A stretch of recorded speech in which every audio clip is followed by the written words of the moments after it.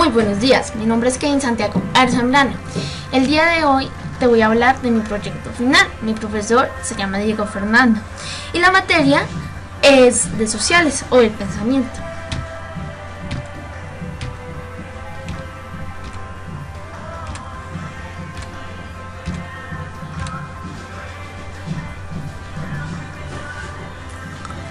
La introducción. El día de hoy te voy a hablar de la historia de la obesidad, de qué es la desnutrición, del problema de la desnutrición en La Guajira, del problema de la desnutrición en Chocó, del problema de desnutrición en Colombia, qué es la malnutrición y final. La obesidad. La obesidad entra en la historia desde la Edad de Piedra. Hipócrates describió la relación directa entre las personas obesas con la muerte súbita. En Vaga, en 1947, clasificó la obesidad humana con base en la distribución morfológica del tejido adiposo. En otras épocas, el exceso de peso se consideraba signo de belleza, salud y estatus social. Forma de pintura, tendencias de la escultura y personajes en la literatura han sido obesos protagonistas. Vemos que antes la obesidad no se trataba de un problema de salud, sino de una persona, por así decirlo, rica. ¿Por qué la consideraban rica? Porque se dice que en esos tiempos que si era obesa era porque comía mucho. Entonces en esos tiempos por eso se dice que tenía un buen estatus social, y no solo eso, sino que eran personajes y protagonistas principales y los pintaban, ¿sí? Vamos a continuar.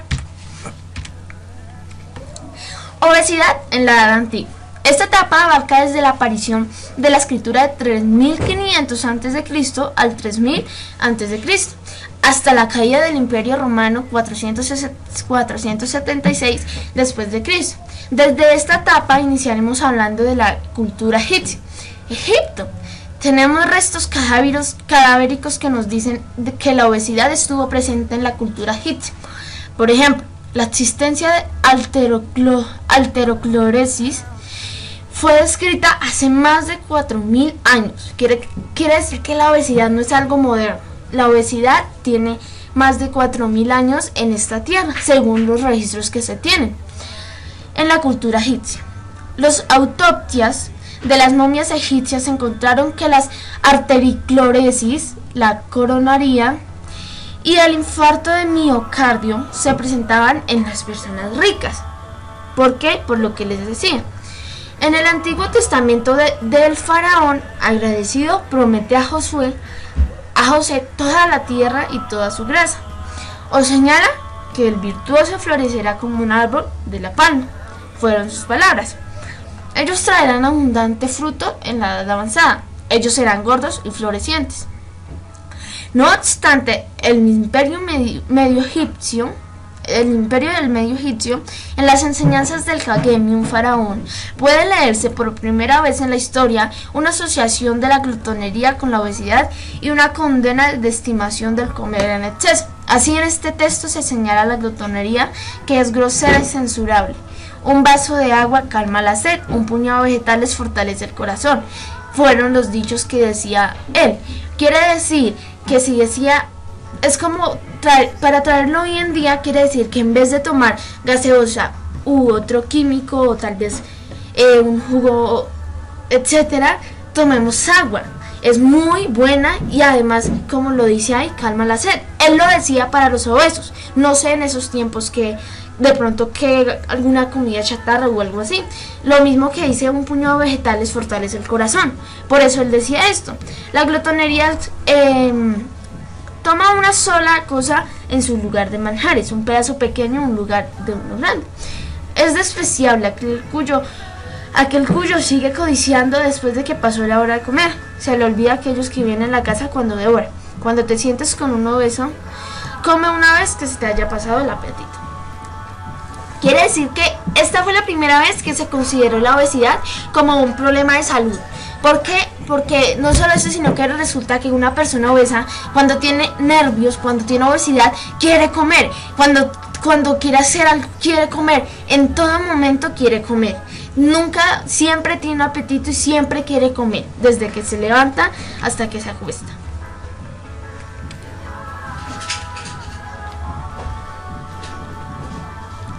entendiéndose en la prehistoria como un periodo de la humanidad que abarca desde los orígenes de 2.5 millones a.C. hasta el inicio de la escritura del 3500 al 3000 a.C. aproximadamente. El ser humano durante el 95 y 99 del tiempo de su existencia en la Tierra ha vivido como cazador y recolector y ha debido resistir a los frecuentes periodos de carencia de alimento. Este hecho se produjo a través de un proceso de la selección al progresivo predominio en un genoma, en un humano de ellos. Genes ahorradores, que favorecían el depósito de la energía y permitían que estos individuos tuvieran una mayor supervivencia y alcanzaran la edad de la reproducción. Dicen que los obesos o las personas gordas mueren más rápido o antes que una persona, por así decirlo, más delgada. Por sí, esto es muy cierto, pero entonces dicen que no alcanzan a llegar la edad o la etapa de la reproducción, de dejar una generación. Entonces ellos crearon esto con el fin de que ellos pudieran alcanzar esa etapa de reproducirse y de tener hijos. En Grecia, Hipócrates reconoció las personas que tienen una tendencia natural a la gordura, que suelen morir antes de las delgadas. Fue Hipócrates el primero que asoció la obesidad y la muerte súbita hace más de 2000 años. Hipócrates, la gran figura de la medicina griega, realizaba un minucioso estudio de la enfermedad a través de la observación de los síntomas que representa este paciente. Algunas de estas inteligentes descripciones siguen siendo válidas en el momento actual en la relación de la obesidad. Hipócrates señala la muerte súbita, que es más frecuente en los obesos que en los delgados, y que la obesidad en una causa de infertilidad y que la frecuencia de la menstruación está reducida, aparte de los interesantes datos soportados por la inteligencia observación de los síntomas de los pacientes. Hipócrates desarrolló varias teorías sobre el funcionamiento del cuerpo basadas en elementos y humores. Quiere decir que en este momento Hipócrates empezó a hacer un estudio de estas personas porque le causó, por así decirlo, curiosidad. Y entonces sacó la conclusión que una persona obesa tiene una muerte súbita. Quiere decir que en cualquier momento se puede morir, en cualquier momento. Entonces Hipócrates era una de las figuras de la medicina griega, era uno de los más importantes. Y entonces esto fue lo que desarrolló Hipócrates. Vamos a verlo en Roma. Roma. Aquí como el principal protagonista tenemos a Galeano, en el siglo II a.C., que nació en Grecia pero residió en Roma. Es una de las personalidades más importantes en la historia de la medicina. Escribió más de 125 libros médicos que tuvieron gran repercusión en los siguientes 1300 años. Aunque él siguió fielmente a la medicina hipocrática, creyendo en los 4 elementos y los 4 humores. En la relación a la obesidad, elaboró algunos conceptos juiciosos de valor clínico. Galeano identifica 2 tipos de obesidad, la moderada y la inmoderada. La primera la considera como natural y la segunda como mórbida. Entonces Galeano fue otra figura médica, por así decirlo, pero él nació en Grecia, entonces por eso era que él conocía la medicina de Hipócrates. Quiere decir que a lo que él fue a Roma, como él vivía en Roma, aplicó la medicina de Hipócrates, pero no solo esto, sino que la completó. Y él sacó la conclusión de que hay 2 tipos de obesidad, la moderada y la inmoderada. La moderada es algo natural, es algo normal para ellos, y la inmoderada es algo que ya tiene consecuencias. A continuación, 2 imágenes modernas de 2 personas modernas, como lo vemos acá, 2 personas de la edad antigua. Quiere decir que la obesidad no es algo moderno. Te quiero hablar ahora de la desnutrición. Así como tenemos un lado opuesto de la obesidad, tenemos el otro lado opuesto de la nutrición, de la desnutrición. La obesidad se suele dar en países como ciudades como Bogotá, como etcétera, pero no ciudades pobres, sino ciudades que tienen, por así decirlo, varios empleos, las personas se mantienen en trabajo. Entonces la forma fácil de llegar a la casa y pedir o hacer, no es hacer una cena, sino que es pedir comida chatarra, ya sea una hamburguesa o algo así. Entonces por esto es que en estas ciudades se ve más obesidad que desnutrición, pero la desnutrición la podemos ver en países pobres. Pero te quiero hablar de la desnutrición. Es una afección que se presenta cuando su cuerpo no recibe los nutrientes suficientes. Existen muchos tipos de desnutrición y pueden tener distintas causas.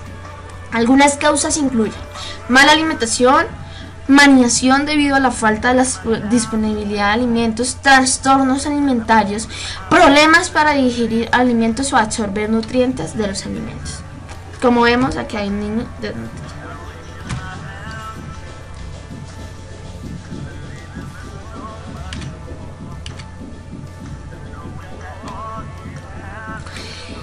Ciertas afecciones que importan de una persona que coma, la falta de una sola vitamina en la dieta puede provocarle desnutrición. La falta de una vitamina u otro nutriente se conoce como deficiencia. A veces la desnutrición es muy leve y no causa ningún síntoma. Otras veces puede ser tan grave que el daño que causa el cuerpo es permanente, aunque usted sobreviva. La pobreza, son los desastres naturales, los problemas políticos y la guerra pueden construir con la desnutrición y la hambruna. Esto no solo ocurre en los países de desarrollo. Entonces hay dos tipos de desnutriciones que, bueno, las más vistas, ¿no? Porque hay muchísimos tipos. La primera es que puede estar desnutrido usted, pero usted no se da cuenta y pues no causa daños. Pero la segunda es aquella que sí le causa daño, aquella que sí se nota en su cuerpo y aquella que sí le puede hacer mucho daño. Pero resulta que también tenemos otra cosa, y es la malnutrición. La malnutrición es relacionada con los micronutrientes, relacionada con la anterior. Incluye la falta del exceso de micronutrientes, que son vitaminas o minerales importantes para nuestro organismo. Eso se ve en las ciudades, como les decía. Aquí no solo se ve la obesidad, sino que también la malnutrición. Porque lo que les decía, la fácil es pedir algo rápido, porque como los papás se mantienen tal vez en un trabajo, entonces llegan y piden algo al restaurante. Entonces los niños no comen nutrientes y absorben nutrientes ni proteínas necesarias y se malnutren. La malnutrición es muy diferente a la desnutrición. Como vemos, la niña rechaza las verduras porque tienen proteínas para comerse una comida chatarra, una hamburguesa. Después de que se aprueba una cosa de estas es muy difícil dejarla. Así que recomiendo mejor comer platos saludables cada día para no malnutrirnos.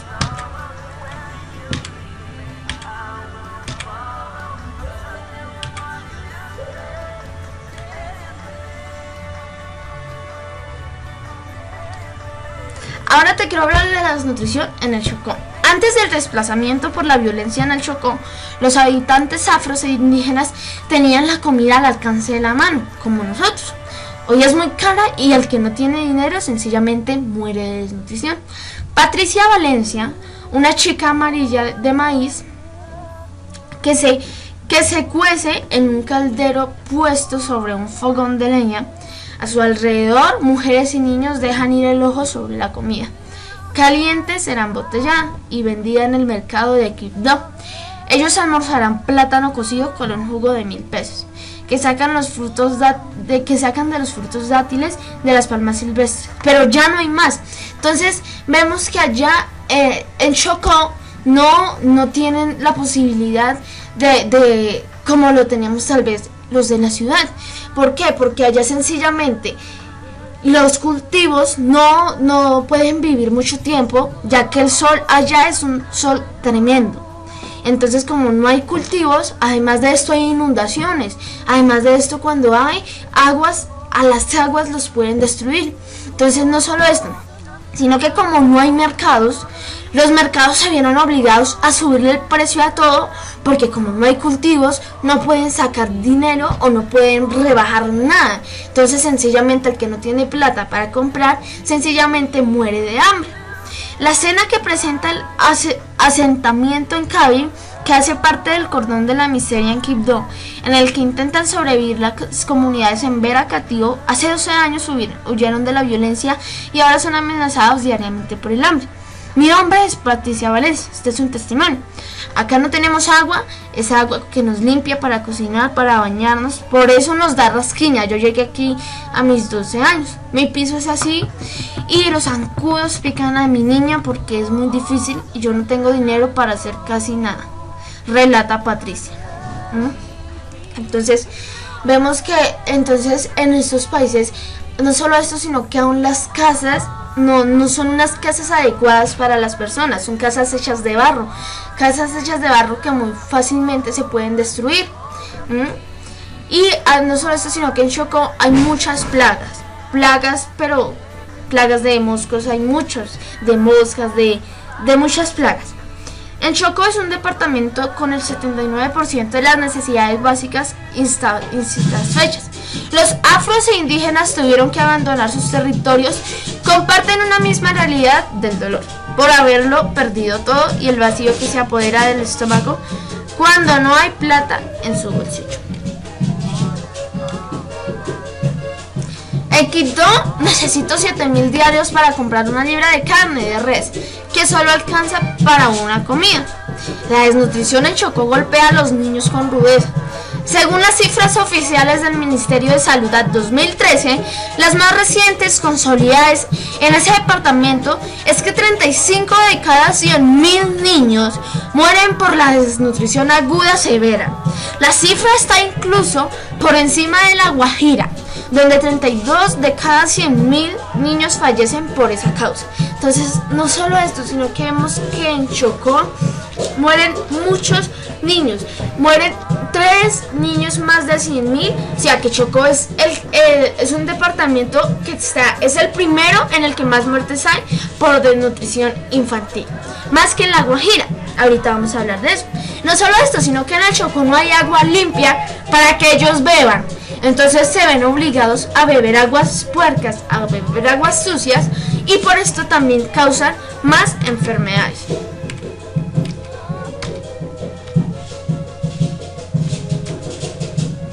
La desnutrición en el Chocó. En el campo accedían con facilidad y ya muy bajo al bacalao y al caracol, que lo preparan de leche de coco, una gran variedad de pescado y frutos como el borojó, el chontaduro. Si ahora quieres comerlos, debes comprarlos a precios muy altos o elevados. 4 bocachitos medianos cuestan a la orilla del río Trato 40.000 pesos. Todo esto simplemente que alcanza para una sola comida para 4 personas. Pero ahora te quiero hablar de la desnutrición en La Guajira. Los fallecimientos de los niños guayú asociados con la desnutrición son actualmente motivo de preocupación nacional. Más allá de la discusión mediática, es importante revisar la realidad social y económica de La Guajira. Sus características estructurales complican la seguridad alimentaria en el territorio, sobre todo en la Alta Guajira. El debate ha enfatizado en el mal manejo de los recursos por los guajiros, pero la problemática se origina en los múltiples factores de La Guajira.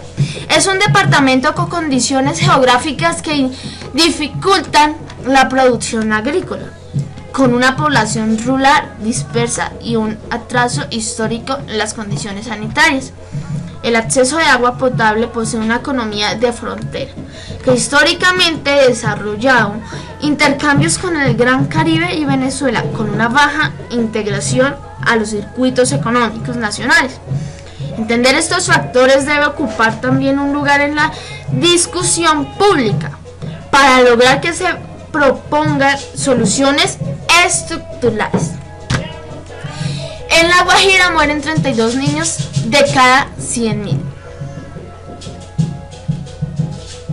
Dos imágenes, una imagen de unos niños en el Chocó que han muerto, 2 niños, como estaba el 20 de julio, y gracias a ayudas económicamente y financieramente el 18 de agosto. Este niño es de La Guajira, este niño de acá es del Chocó y este niño de acá es de La Guajira. y vemos que la desnutrición los golpea fuertemente. Las consecuencias de la obesidad y de la desnutrición: enfermedades coronarias, diabetes tipo 2, cáncer de endometrio, de mama y de colon external y colon, hipertensión, que es presión arterial alta, dislipidemia, por ejemplo, niveles altos de colesterol o total de triglicéridos, accidente cerebrovascular, enfermedades del hígado y la vesícula, apnea del sueño y problemas respiratorios. No solo eso, sino que también afecta al corazón, a la sangre, la persona emocionalmente, sus emociones, y sus emociones también son afectadas. ¿Por qué? Por rechazo, etcétera, etcétera, en sus colegios. Sistema inmunitario.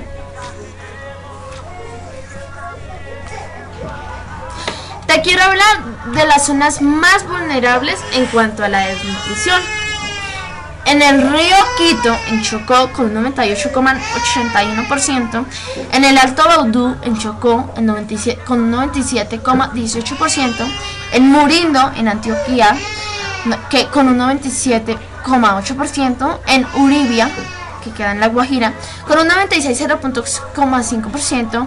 En Boyajá, que queda en Chocó, con un 96,5%, en Sajancilto, que queda en Bolívar, con un 94,38%, en el Carmen de Bolívar, que queda en Bolívar, con un 93,45%, en Tuchín, que queda en Córdoba, con un 92,26%.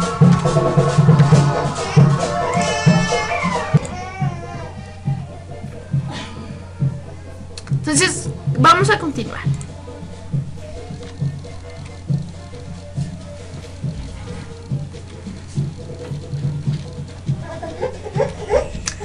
Y ahora te voy a hablar de un plato o una dieta saludable.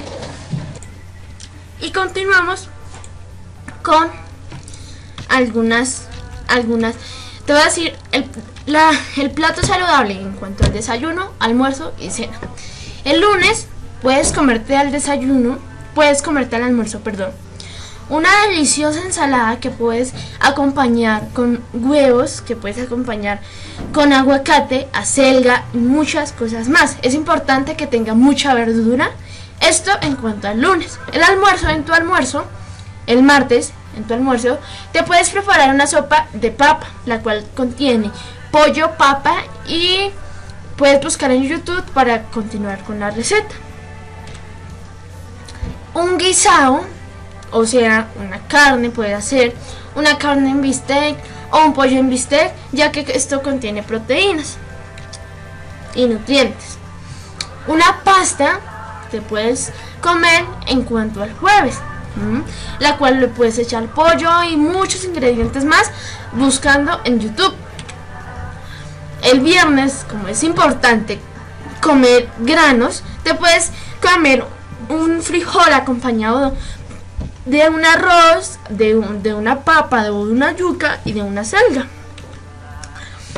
Y te voy a dar ahora una receta para la cena. En cuanto a la cena, te puedes comer un salmón o un filete de salmón, el cual no te demoras más de 20 minutos cocinando. Lo puedes acompañar con tomates y, si quieres, con una porción de arroz.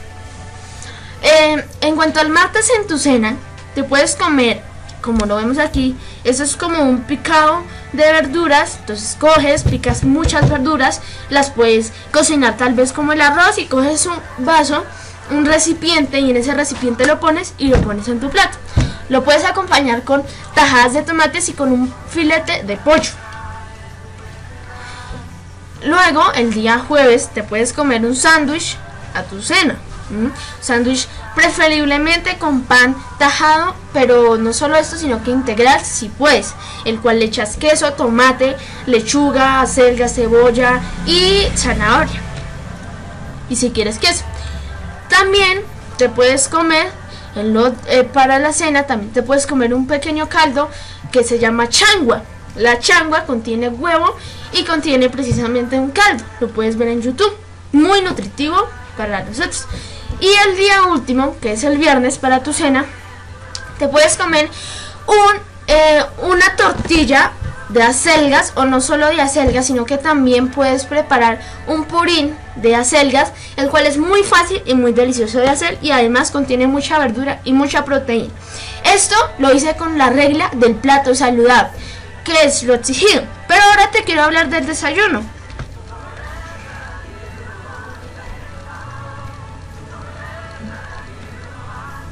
Y vamos a hablar y te voy a dar 7 platos saludables para tu desayuno.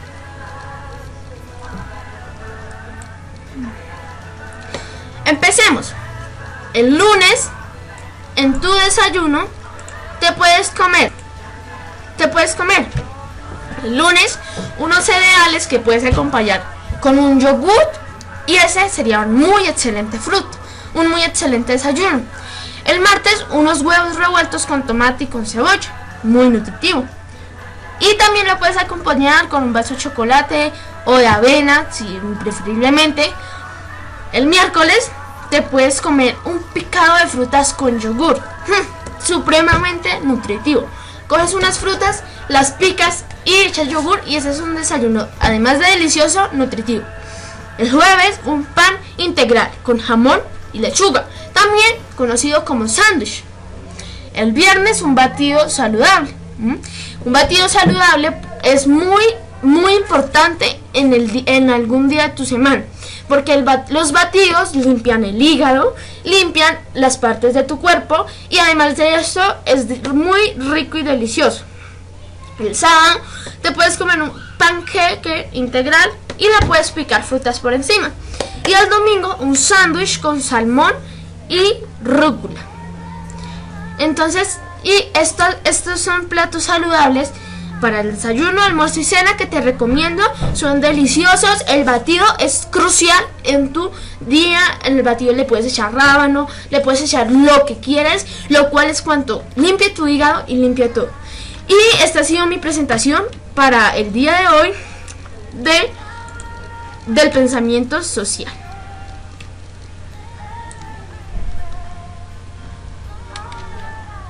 Muchas gracias por su atención y por favor, hasta luego.